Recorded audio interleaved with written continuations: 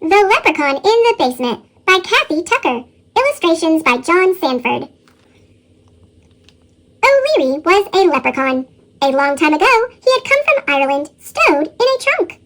Now he lived in the basement of a house in Chicago. He led a quiet life. Sometimes he read the newspapers in the recycling bin. Most of the time, he just sat by his pot of gold coins, polishing them. He loved his gold. Still, once in a while, he felt a little bored. He thought that when he lived in Ireland, he used to do something else, but he couldn't remember what. Perhaps I'm just getting old, he would say to himself, for although leprechauns never die, they do get older. Michael McKeever was the boy who lived in that house, though he didn't know O'Leary was there. It was St. Patrick's Day. That meant it was almost spring, almost time for baseball season to begin. Michael pulled his last year's baseball shoes from under the bed. He tried them on. His big toes jammed against the ends. The soles had begun to peel away. Michael's heart sank. He couldn't play ball in these shoes, but how could he ask his mom and dad for new ones? For the McKeevers were down on their luck. Michael's dad had lost his job at the computer company, and Michael's mom said they had to make do. Every day, Mr. McKeever searched for another job. At night, he came home looking sad and plunked himself in front of the TV. He never said, "Hey, Mike, let's go out and throw a few," the way he used to. "Michael," his mother called, "could you get my big pot? It's in the basement by the recycling bin." "Sure, Mom." His mother was making her special St. Patrick's Day dinner, corned beef with potatoes and cabbage. She said it might lift his dad's spirits. Michael trudged down into the basement. As he neared the washing machine, he heard a strange noise. Someone was singing. "When Irish eyes are smiling, sure it's like a morning spring. In the lilt of Irish laughter, you can hear the angels sing." Michael peeked around the furnace. There, in the recycling bin, was a tiny old man. He jumped up and stared at Michael. Michael blinked. The little man looked exactly like the pictures of the wee folk he'd seen in a book about Ireland. "Are you a leprechaun?" he asked. O'Leary scowled. He had a bit of a temper. "Well, I'm not from outer space." Michael pointed to a bowl with something sparkling in it. "What's that?" he asked. "My gold, of course." "Michael, I'm waiting," his mother called. "Coming, Ma!" Michael grabbed his mother's pot. "I'll be back," he whispered to the leprechaun. "I was afraid of that," muttered O'Leary, because suddenly he knew his life would never be the same again. At supper, Michael's dad just picked at his corned beef and cabbage.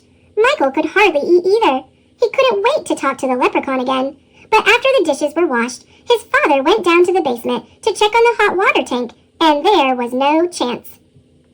In bed, Michael couldn't sleep. A leprechaun with a pot of gold! Why, that gold could buy all sorts of things. The hot water tank wasn't working right, his mom's bike was broken, and he needed baseball shoes. He had to have new baseball shoes. A leprechaun in the basement?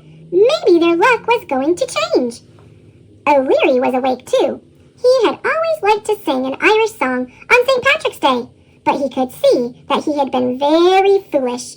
Now a human being knew where he was. Now there would be trouble, for humans wanted just one thing from leprechauns. They wanted gold. The next day, Michael raced home from school. His folks weren't home yet, so the coast was clear. The leprechaun was waiting. "Listen," said Michael, "my dad lost his job, and the hot water tank isn't working, and my mom's bike is broken, and I need baseball shoes." He held out his old shoes. "'Tis a pity," said O'Leary, "but what can I do?" "You could give us some gold." O'Leary sighed. "Could you give up playing baseball?" Michael shook his head. "No way! I love baseball." "Ah, you're a smart lad. Then you understand why leprechauns cannot give up their gold." "But that doesn't make sense. You have so much." "Some things don't make sense," said O'Leary, "and still they are true." "Leprechauns are supposed to be lucky," Michael protested. "I don't know about luck," said O'Leary, his voice rising, "but you're not getting one gold coin." "You're a selfish leprechaun," Michael said angrily. O'Leary stomped his foot. "And you are a greedy human being." Michael stalked upstairs. His father was coming in the door. "Dad, why are we so unlucky?" he blurted out. He wasn't supposed to worry his father, But he couldn't help it. He almost felt like crying. His father stared at him. "I guess you must think you are unlucky with such a gloomy dad." He put his arm around his son. "Listen, when I woke up today, I had the strongest feeling our luck is going to change. It doesn't make sense, but it's true. I know we McKeevers are going to be okay. Now, let's go out and throw a few." Like magic, Michael's spirits lifted. He ran to get his ball. That night in bed, Michael thought about what the leprechaun had said. He didn't want to be a greedy human being. He would make do. Maybe he could tape up the soles, and he reached under the bed for his shoes. Then he remembered he had left them in the basement. In the basement, O'Leary paced back and forth. Was he a selfish leprechaun? He stared at the baseball shoes. The stitching was poorly done. The soles were made of the cheapest leather. He looked for the shoemaker's name, but there was only a tag too worn to read. Sure and begorra, I could have made a better shoe myself, he thought. Why, I was the best cobbler in County Cork. And that was how O'Leary remembered what he used to do in Ireland. The next morning, when Michael McKeever stretched in bed, he felt something heavy on his legs. He sat up. There, on the blanket, was the most beautiful pair of baseball shoes he had ever seen. They were green, with excellent thick soles and good gripping spikes. On the toes were tiny gold shamrocks. And of course, they were very lucky. Thanks for watching. Click subscribe